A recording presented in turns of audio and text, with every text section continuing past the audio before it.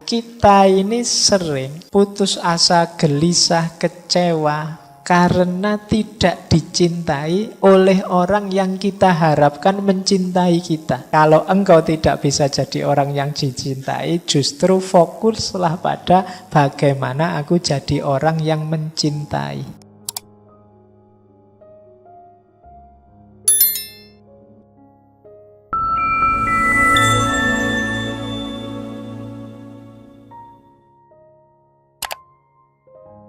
Assalamualaikum warahmatullahi wabarakatuh. Bismillahirrahmanirrahim. Malam hari ini saya membawa 7 nasihat dari Rumi dan 7 nasihat dari Syekh Syamsut Tabriz. Jadi kata Rumi, aku mencintai teman-temanku tidak dengan hati atau pikiranku. Untuk berjaga-jaga. Kenapa?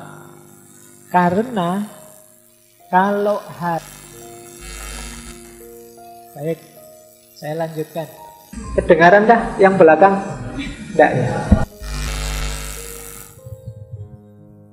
Oke, harus dipegangi, minta disayang-sayang. Ya, kalau dikasih jarak dia enggak mau. Baik, kata Rumi, aku mencintai teman-temanku tidak dengan hati atau pikiranku. Untuk berjaga-jaga, karena hati bisa berhenti, karena pikiran bisa lupa. Aku mencintai mereka dengan segenap jiwa, karena jiwa tidak pernah mati atau lupa.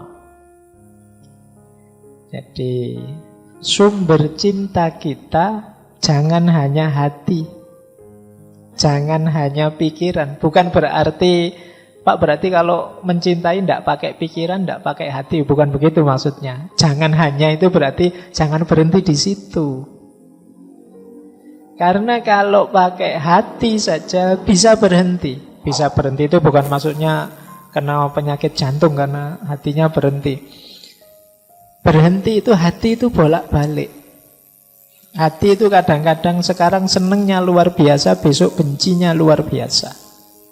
Kalau pakai hati masih bisa ya dan tidak ketika kita mencintai. Apalagi pakai pikiran. Pikiran bisa lupa. Kalau pas berdua, wah aku sayang sekali padamu, nanti keluar ada yang lebih cakep, lupa dengan kalimat yang tadi. Pikiran bisa lupa.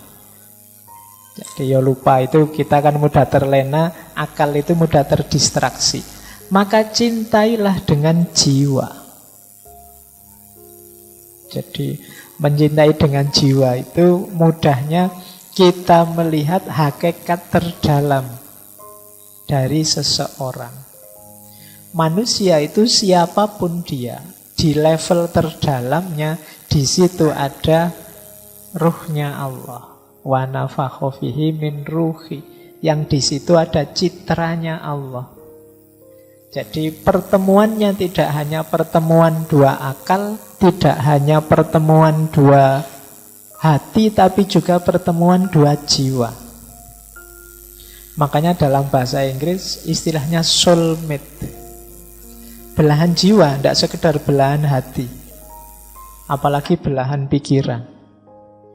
Tidak.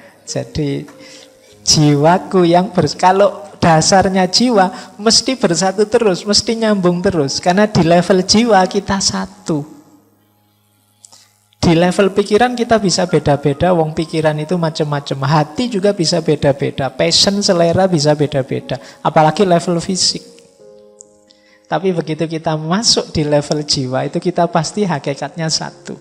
Di level ruh itu kita satu jenis, sama semua. Meskipun banyak orang yang mengabaikan sisi dalam rohaninya, sehingga kelakuannya hanya didasarkan pada yang fisik-fisik. Maka mari mencintai apapun dan siapapun tadi di level terdalamnya. Jadi kalau sudah level terdalam itu seragam, sama. Kalau fisik itu bisa beda-beda, ada cakep, ada jelek dan lain sebagainya. Makanya Kalau nembak kok ditolak kan kadang orang bilang, loh kamu jangan hanya lihat wajahku, lihatlah. Ya, kalau hati masih bisa berubah. Kalau kalimatnya lihatlah hatiku, hati masih bisa berubah-ubah. Kurang dalam. Lihatlah jiwaku. Wah, oke. Baik. Nah, kalau jiwa itu sudah relatif seragam. Semuanya citranya Allah dalam diri kita. Ini yang jadi penciri pembeda manusia dengan manusia yang manusia dengan semua yang bukan manusia. Baik, jadi cintailah sahabatmu dengan jiwa. Jadi tidak lagi sepenuh hati tapi sudah sepenuh jiwa. Baik, ini filosofinya agak dalam ya. Yang pertama ini, prinsip pertama. Prinsip kedua. Ini dari salah satu syairnya Maulana Rumi. Temukanlah seorang teman yang mau memaklumimu dengan kesabaran. Seperti menguji esensi dari dupa yang terbaik dengan meletakkannya di perapian. Minumlah semangkok racun yang disuguhkan oleh temanmu saat dipenuhi dengan cinta dan kasih sayang. Melangkahlah ke api menyala seperti Nabi terpilih. Nabi yang melangkah ke tengah api menyala ya Nabi Ibrahim.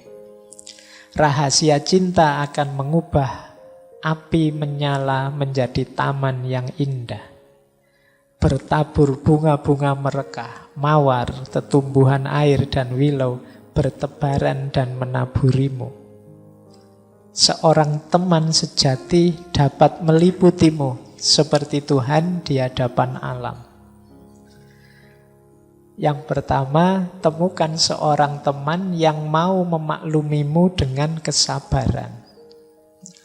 Menurut saya ini kuncinya persahabatan bisa langgeng adalah pemakluman. Jadi pemakluman itu sebenarnya hakikatnya adalah kesediaan untuk menerima apapun situasinya.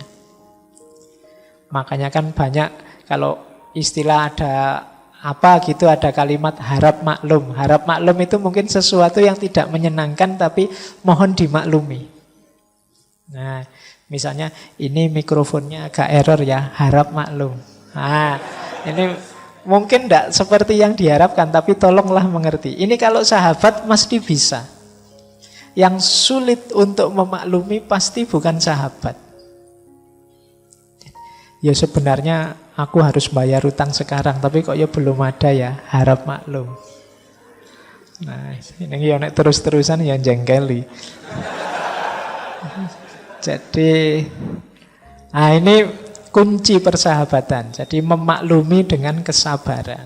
Bisa menerima apa adanya kita apapun situasinya. Yang kedua, sahabat itu tangguh. Tidak mudah luntur, tidak mudah bubar karena ujian, goncangan, cobaan. Seperti dupa yang dilempar di perapian. Jadi untuk menguji dupa itu kan dibakar. Baik tidaknya dupa itu kelihatan saat dibakar. Persahabatan juga begitu. Tangguh tidaknya kelihatan saat ada masalah, saat ada ujian. Jadi ciri kedua itu, orang yang bersahabat itu biasanya ya tidak masalah. Meskipun seperti apapun engkau memberiku masalah, aku terima. Berarti ini sahabat yang sejati. Bahkan minumlah semangkok racun yang disuguhkan oleh temanmu, meskipun itu racun tapi disuguhkan dengan penuh kasih sayang. Kalau itu sahabat memberimu racun, silahkan diminum racun ini. Aku menyuguhkannya dengan penuh hormat dan kasih sayang. Itu kalau sahabat diminum.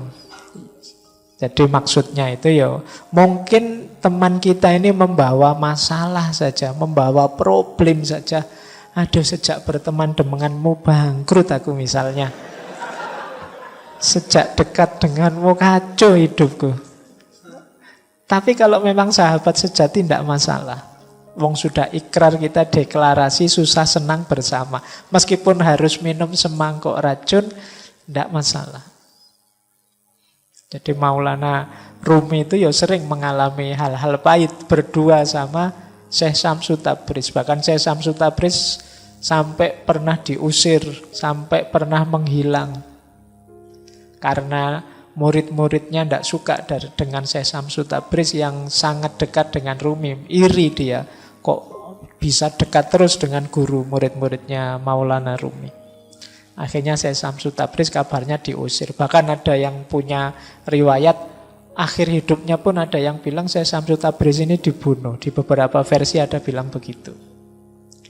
Jadi ini ujian persahabatan. Sampai Maulana Rumi sampai lahir tarian yang sangat terkenal, Darwis berputar, itu kan saking rindunya berpisah dengan Syekh Syamsul Tabriz.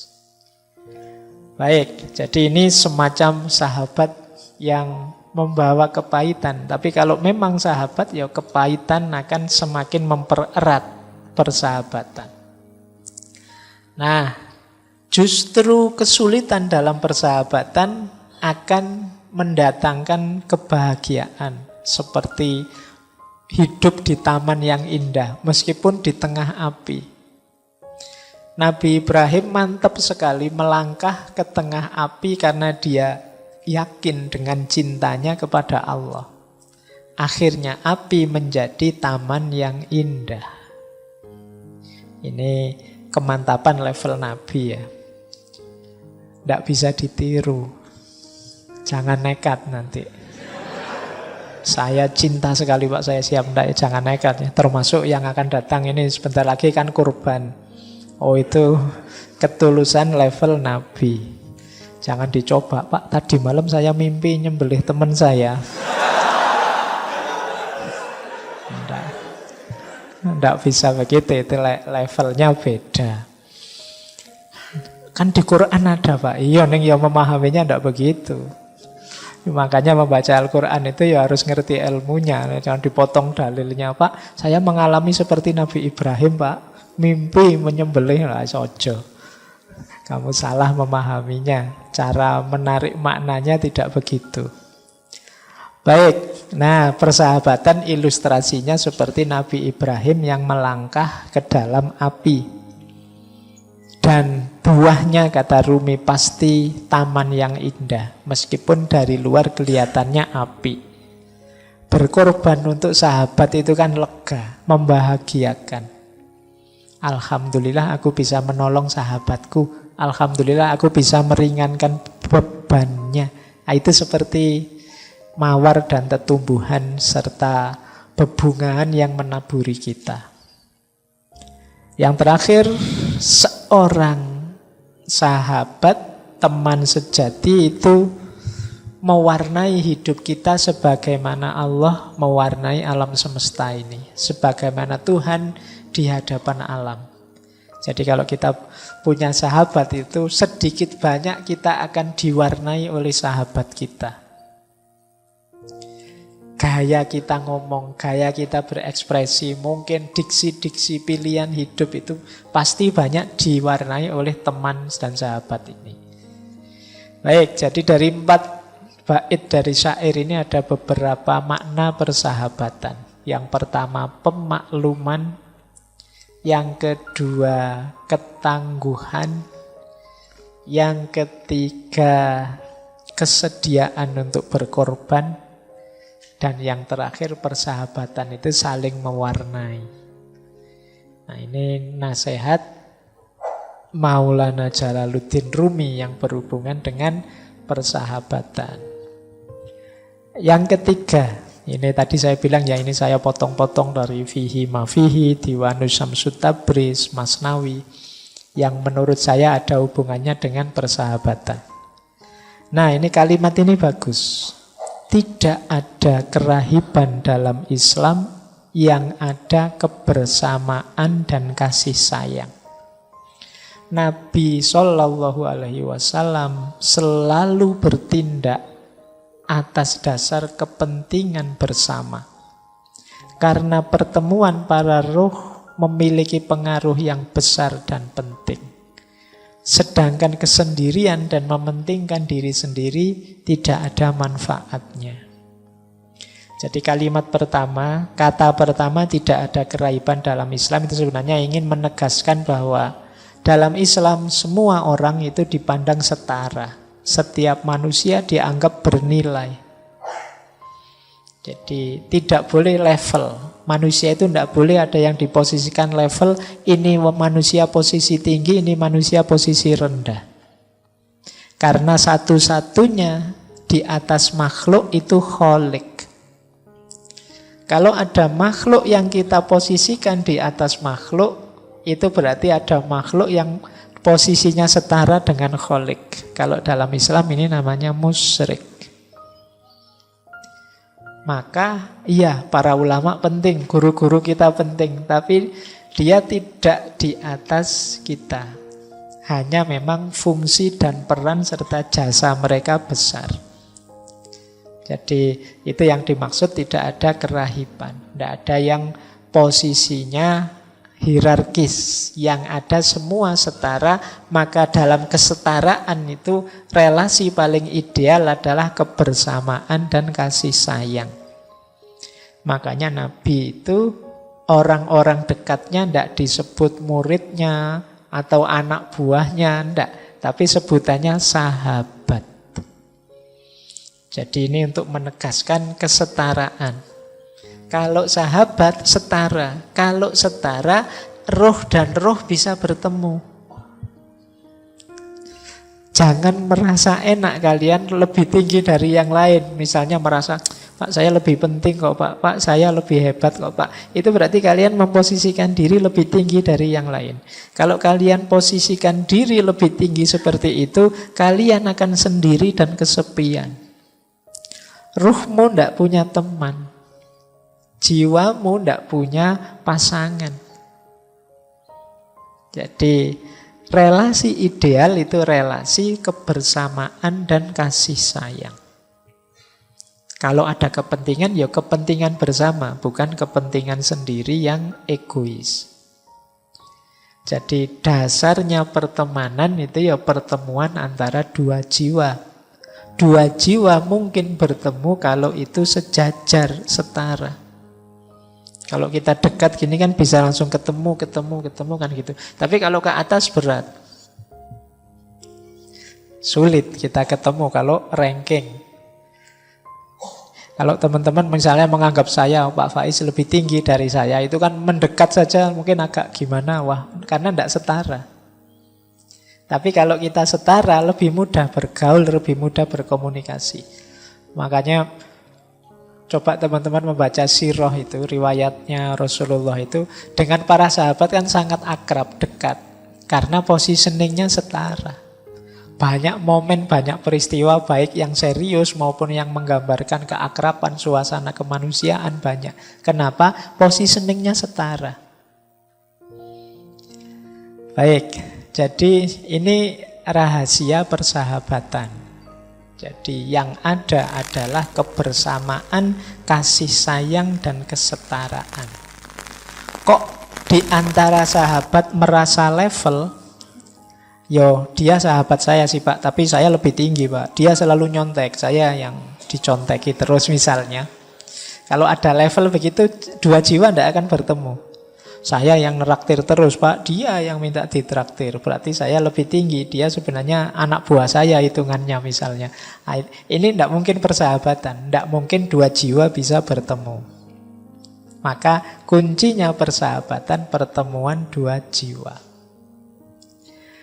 Baik, ini petunjuk yang ketiga. Posisikan diri kita setara di hadapan sahabat-sahabat kita. Jangan merasa lebih tinggi, jangan merasa lebih jago, jangan merasa lebih benar, dan lain sebagainya. Baik, saya lanjut. Yang keempat, berbuat baiklah kepada orang demi Tuhan dan kedamaian hatimu sendiri. agar selalu engkau lihat apa-apa yang suci, dan agar engkau bisa menyelamatkan hatimu dari gelapnya kebencian. Berbuat baiklah kepada orang demi Tuhan. Demi Tuhan maksudnya untuk Tuhan ya, bukan orang lagi mengamuk-ngamuk sumpah demi Tuhan, bukan itu. Jadi demi Tuhan itu, ayo nawaitunya untuk Tuhan. Dan kedamaian hati, mesti nanti hati kita damai. Kalau dalam Islam ada konsep fillah dan lillah. Fillah itu kita bersahabat di dalam Allah. Di dalam Allah itu dalam memang aktivitas yang secara formal, resmi, ini aktivitas yang mendekatkan kita pada Allah. Ya mudahnya fillah itu ya dalam ibadah-ibadah. Kita bersama-sama sholat jamaah, itu namanya kebersamaan fillah. Jadi di dalam Allah. Nanti ada lillah. Lillah itu aktivitas apapun. Mungkin bukan ibadah yang formal, yang mahdo, yang seperti sholat, zakat, dan lain sebagainya. Mungkin sekedar bersama-sama melakukan aktivitas apa, belajar bersama, atau santai bersama, dan lain sebagainya. Tapi nawaitunya lillah, untuk Allah. Misalnya, yuk makan bareng yuk, biar kita sama-sama sehat, sama-sama kuat, biar bisa ibadahnya tambah mantep. Nah ini aktivitas biasa, cuma makan, wong makan bareng, tapi terus jadi lillah. Karena Allah, nilainya ibadah. Ini juga demi Tuhan namanya. Jadi untuk Allah. Kalau dalam Islam itu kan aktivitas apapun, tidak harus aktivitas religius, bisa bernilai religius kalau niat nawaitunya pas. Bisa sebaliknya juga. Mungkin aktivitas keagamaan, tapi niatnya bukan untuk Allah karena Allah, ya bisa bernilai duniawi. Jadi ini maka penting faktor niat ini. Mari kita bersahabat itu konteksnya sepenuhnya fillah dan lillah. Kalau bisa begitu, akan ketemu dengan kedamaian hati kita, lebih nyaman. Tidak lagi relasi saling menaklukkan, menundukkan untuk pamrih-pamrih kepentingan yang macam-macam. Ini hanya untuk Allah saja. Lillah. Karena kalau tidak lillah nanti kita hanya dapat lelah. Ya, kalau ada, wah lelah aku meladenimu ini. Oh berarti belum lillah. Kalau lillah tidak mungkin hasilnya lelah. Baik, bahkan yang sepele-sepele dalam Islam itu ya bisa bernilai sangat mulia. Ketika apa? Niatnya pas. Sekedar makan di angkringan habisnya 6.500, itu bisa sampai ke surga. Kalau niatnya pas. Pak, saya makan ini Pak, saya tidak ingin berlebihan makannya, saya 5.000 sudah cukup, tidak perlu kekenyangan. Biar nanti malam saya bisa tidur nyenyak, terus bisa bangun sholat tahajud. Loh, angkringan aja bisa membawa ke kemuliaan. Jadi itu contoh. Jadi apapun bisa lillah, apalagi yang fillah tadi. Nah, persahabatan itu antara lain dalam rangka ini. Dia medan berbuat baik demi lillah dan fillah. Nah, kalau kita bisa lillah tadi apa? Segala yang kita lihat itu suci, sakral. Segala yang kita lihat itu rasanya menghubungkan kita pada Allah. Melihat apapun. Mungkin sering saya sampaikan ya, kita melihat apapun di sekeliling kita itu sebenarnya kan simbol dua. Kalau bukan jalaliyahnya Allah, keagungannya Allah, pasti jamaliyahnya Allah, keindahannya. Jadi melihat misalnya kayak tadi ya, mikrofonnya agak error.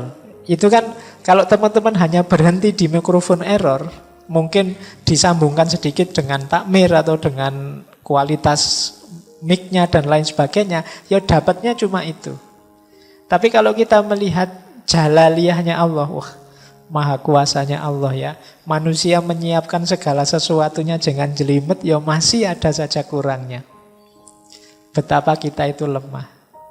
Kalau Allah ya dia kuasa segalanya. Loh ini sekedar mikrofon error membawa kita pada Allah.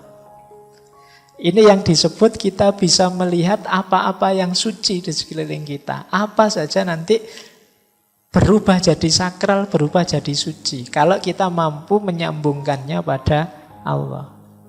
Sekedar gelas kesandung terus pecah. Misalnya kadang-kadang kan ada itu kalau lagi habis minum terus lupa berdiri peruang gitu. Itu kalau kalian berhenti di situ, berhenti di gelas pecah, paling ya ketawa. Puncaknya.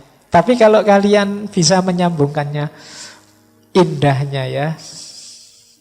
Kuasanya Allah, apa-apa itu indah. Wong sekedar gelas pecah saja kita bisa gembira. Nggak usah repot-repot nonton stand up, nggak usah repot-repot. Sekedar ada gelas pecah kita gembira. Indahnya ciptaannya Allah ini. Nah, segala sesuatu jadi disambungkan pada Allah. Itu yang kalimat ini, agar selalu kamu lihat apa-apa yang suci. Kalau kita sudah bisa begini, selanjutnya apa? Hati kita akan selamat, bersih dari kebencian demi kebencian. Ada banyak alasan kita membenci sesuatu, tapi kalau alasan yang biasanya membuat kita benci itu kita sambungkan pada Allah, maka dia akan berubah jadi suci, jadi sakral, justru mendekatkan kita pada Allah. Misalnya ada orang yang kurang ajarnya luar biasa atau jahatnya luar biasa. Loh itu kalau kita berhenti di fenomena kejahatan dan kekurang ajaran itu, lahirnya mungkin kebencian demi kebencian. Batin kita tidak selamat. Akhirnya apa? Jahatnya orang lain menjadi sumber buruknya kita. Dia yang jahat, kita yang benci. Kan akhirnya kita juga ikut jelek. Wong kita memelihara kebencian dalam diri kita. Biar tidak begitu apa? Posisikan dia seperti tadi. Dalam konteks fillah atau lillah tadi. Oh iya ya, memang Allah itu yang mengatur segalanya, menciptakan segalanya, termasuk keragaman manusia. Ada orang baik, ada orang jahat. Ya kuasanya Allah. Ujian bagi kita. Ini kan nanti urusannya terus ke atas. Jadi justru jeleknya orang lain jadi sumber keselamatan kita. Kenapa? Kita membacanya secara fillah dan lillah, demi Tuhan tadi. Nah ini nasihat yang keempat. Jadi dalam persahabatan, ya mari kita rangkai konteksnya adalah semuanya demi Allah. Sebenarnya dalam hal apa saja. Tidak mungkin dipisah, Pak ini urusan dunia, ini urusan akhirat. Kalau kita pinter memanage hati, memanage niat, ya semuanya bisa akhirat sekaligus dunia. Jadi yang dunia-dunia bisa bernilai akhirat, yang akhirat bisa bermanfaat untuk dunia. Ini menurut saya yang disebut beragama yang utuh, yang kafah. Baik, saya lanjut. Yang kelima, tidak setiap orang bisa dicintai. Untuk dicintai perlu sejumlah sifat dan kelebihan yang tidak dimiliki oleh semua orang. Namun semua orang bisa menikmati dan merasakan cinta. Apabila engkau tidak menjadi orang yang dicintai, maka hendaklah engkau menjadi orang yang mencintai. Jika engkau tidak bisa menjadi Yusuf, maka apa yang menghalangimu untuk menjadi Yakub, ayahnya Nabi Yusuf? Apa yang menghalangimu untuk menjadi pecinta yang tulus dan yang selalu merindu? Nah, kita ini sering putus asa, gelisah, kecewa karena tidak dicintai oleh orang yang kita harapkan mencintai kita. Mungkin kita punya sahabat yang bayangan kita, sahabat kita itu harusnya mencintai kita, dekat dengan kita. Ternyata tidak begitu. Dia tidak terlalu serius, tidak terlalu peduli dengan kita. Kan terus kita kecewa. Kata Maulana Rumi, ya memang begitu. Untuk orang dicintai itu perlu syarat yang tidak bisa diperoleh oleh semua orang. Jadi tidak semua orang lovable. Jadi enak untuk dicintai. Banyak yang dilihat wajahnya saja wis wobel.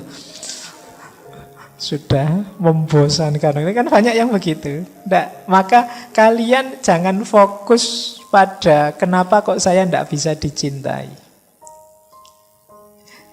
Kalau engkau tidak bisa jadi orang yang dicintai, justru fokuslah pada bagaimana aku jadi orang yang mencintai. Tidak apa-apalah dia tidak mencintaiku, tapi aku mencintainya.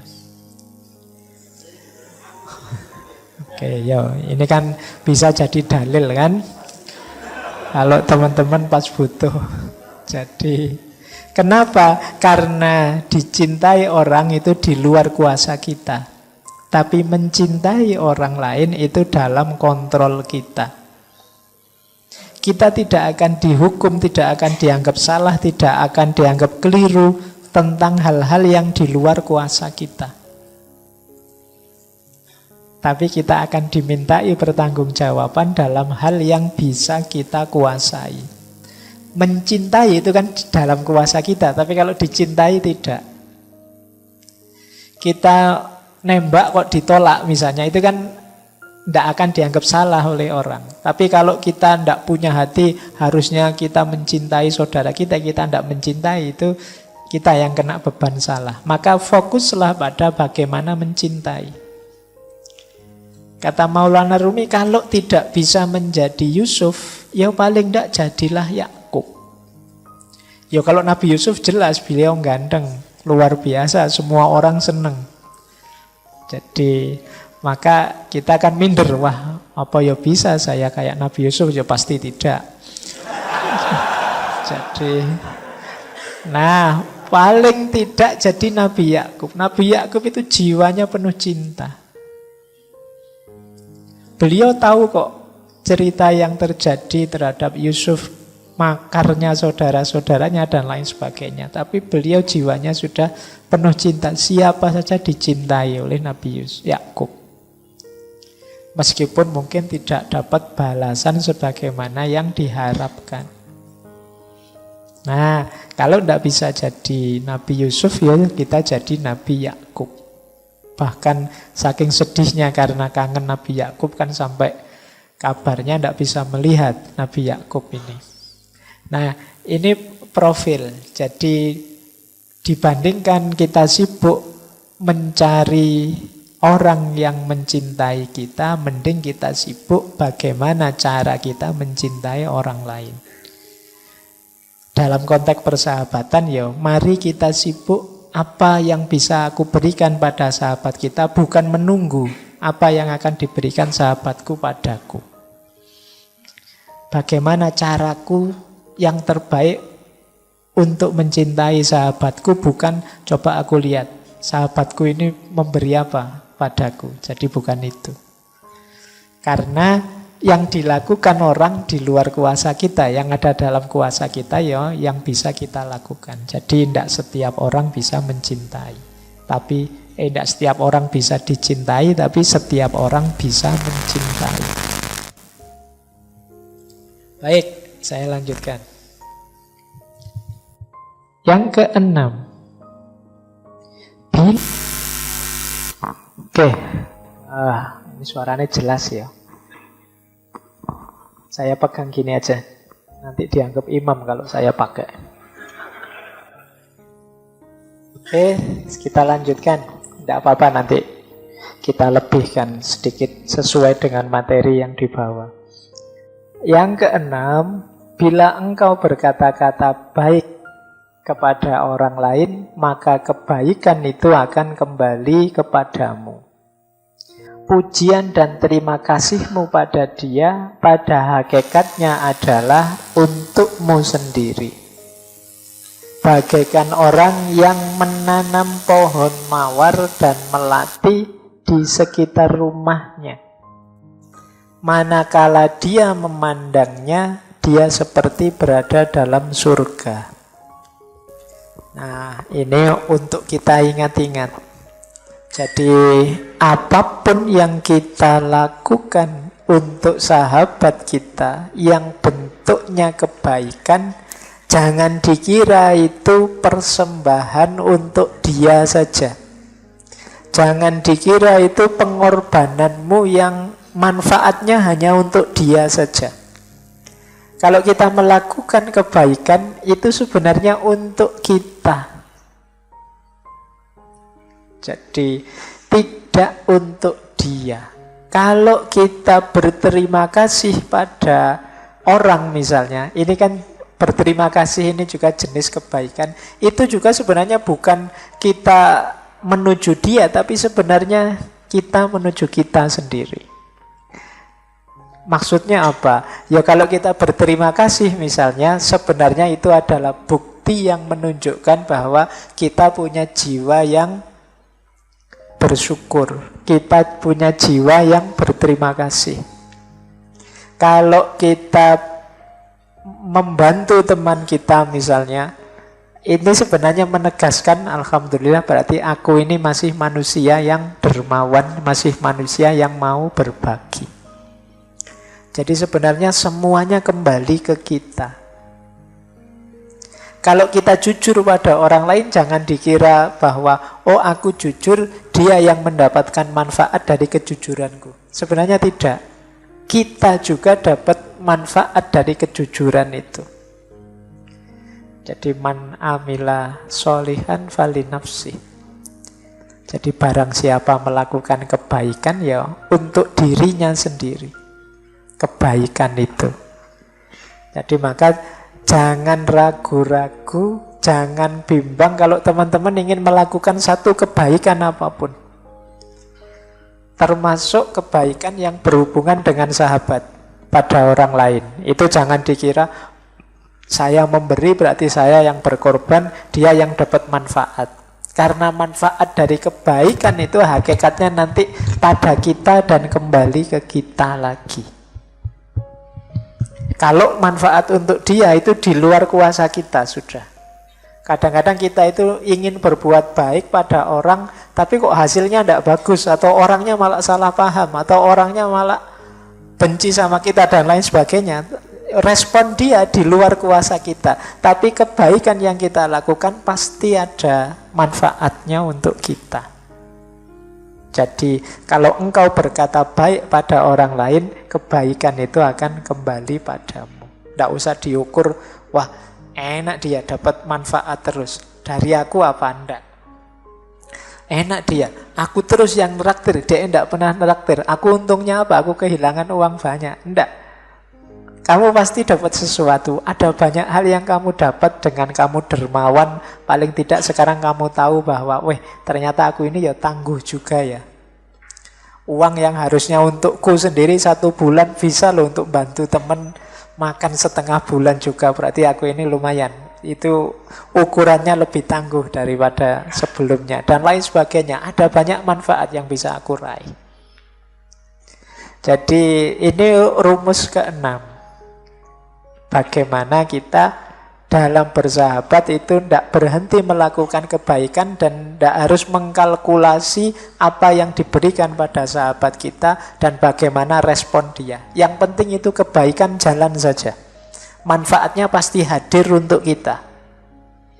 Jadi kita itu sering terlalu jelimet, ngukur sesuatu sehingga bahkan yang harusnya kebaikan itu kita jalankan kemarin-kemarin sampai hari ini belum dijalankan. Khawatir efek ini, efek itu. Mungkin Pak saya itu ingin sholat malam Pak, tapi katanya kesehatan itu 1 hari tidurnya kan minimal 7 jam.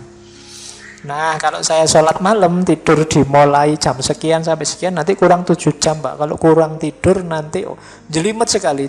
Dibahas terus akhirnya tidak sholat-sholat. Iya. Saya mau bantu teman saya, Tapi Pak, nanti kalau dia jadi manja gimana ya? Kalau dia terus ketergantungan dengan saya, ada apa-apa utang ke saya gimana ya? Nanti suwi akhirnya ya ndak jadi-jadi bantu temennya nunggu dia mikir kesuwen nyari teman yang lain. Kita ndak jadi berbuat baik. Jadi yuk teman-teman, kalau ada terbersit, saya punya rumus begini, kalau tiba-tiba terbersit di pikiran kita, di hati kita, keinginan untuk melakukan kebaikan apapun, bagi saya itu ilham dari Allah. Petunjuk dari Allah untuk melakukan kebaikan itu. Ayo jangan ditunda-tunda. Bagi saya itu terkabulnya doa kita. Kita kan tiap sholat minta pada Allah, ihdinas sirotol mustaqim. Ya Allah, tunjukkan aku ke jalan yang lurus. Itu diantara menurut saya ya, Allah menunjukkan kita ke jalan lurus itu diilhamkan pada kita untuk melakukan kebaikan tertentu. Ilham itu antara lain muncul di kepala kita, di hati kita, muncul ide untuk melakukan kebaikan ini, kebaikan itu. Itu bagi saya dari Allah. Nah, berarti apa? Ayo dijalankan, tidak usah ragu-ragu, tidak usah terlalu banyak kalkulasi. Saya ingin bulan depan itu pulang kampung, salim sama ibu bapak, sudah lama aku tidak pulang. Apa yang bisa aku baktikan, ya aku baktikan lah. Ini bagi saya termasuk ilham dari Allah. Yuk dijalankan. Saya inginlah meskipun uangku sedikit, yuk tetangga kiri kanan ada yang yatim piatu, yo sekedar 10-20 ribu aku ingin juga sih sebenarnya sodako. Ini bagi saya ilham, kebaikan. Jalankan itu. Tidak usah terlalu banyak mikir. Biasanya kalau dipikir atau ditunda-tunda itu terus tidak jadi. Tapi mosok ya bantu anak yatim cuma 10-20 ribu buat apa ya buat mereka? Nunggu nanti kalau sudah dapat 100 ribu. Begitu punya 100 ribu, eman ya 100 ribu. Kok dikasihkan? Akhirnya tidak jadi. Maka untuk kebaikan jalan saja. Tidak usah terlalu banyak pertimbangan. Saya khawatirnya Allah sudah ngasih banyak sekali ilham kebaikan, kita tidak jalan. Kita tiap hari masih minta lagi. Ihdinas sirotol mustaqim lagi. Sudah ditunjukkan itu kebaikannya, minta lagi ihdinas sirotol mustaqim lagi. Jangan-jangan Allah lama-lama jengkel. Sudah diberitahu jalan lurusnya, tapi yo masih ngeyel lagi. Itu pun minta lagi. Ya Allah diberi dong. Sudah. Ya Allah diberi dong. Itu lama-lama tidak diberi kita. Maka yuk serius dalam kebaikan. Insya Allah kalau teman-teman ini kan paling tidak wis mahasiswa ya levelnya, sudah tahu kok mana yang baik, mana yang buruk. Tinggal kapan inspirasi kebaikan itu muncul. Nah, ini bagian dari hidayah dan petunjuk dari Allah. Baik, lanjut. Nah, ini yang ketujuh dari Maulana Rumi. Cintailah semua orang, niscaya engkau akan selalu berada di antara bunga mawar dan taman surgawi. Jika engkau membenci semua orang, maka bayang-bayang musuhmu akan selalu berada di depan matamu. Matamunya membacanya pelan-pelan. Seakan engkau berputar-putar siang dan malam di antara tanaman berduri dan kumpulan ular yang siap mematuk. Jadi kalau kita jadi pecinta, hidup dalam cinta, medan hidup kita adalah medan taman bunga. Tapi kalau kita hidup dalam kebencian, semua orang akan tampak seperti musuh, dan orang yang kita benci itu dia hadir terus di pikiran kita, di hati kita. Kita seperti orang yang hidup di taman berduri yang banyak ularnya. Taman berdurinya saja sudah menyebalkan, apalagi banyak ularnya. Sudah mengerikan. Maka hidup dalam cinta bukan hidup dalam kebencian. Energi yang dikeluarkan sama, tapi energi yang kita keluarkan untuk mencintai melahirkan kebahagiaan seperti hidup di antara bunga mawar dan taman surgawi, sementara energi kebencian melahirkan kegelisahan seperti hidup di taman berduri dan kumpulan ular. Ya sama energinya itu maksudnya sama capeknya. Dari kalkulasi matematikanya itu sama. Orang mencintai kan sibuk membahagiakan yang dicintai. Sementara orang yang membenci sibuk gimana caranya yang dibenci jatuh. Dua-duanya sama-sama sibuk, tapi rasanya beda. Orang yang mencintai sibuknya membahagiakan, menyenangkan. Sementara orang yang membenci sibuknya menyakitkan. Toh begitu kadang kita lebih suka milih kebencian. Nah ini PR kita hari ini. Jadilah jiwa yang mencintai.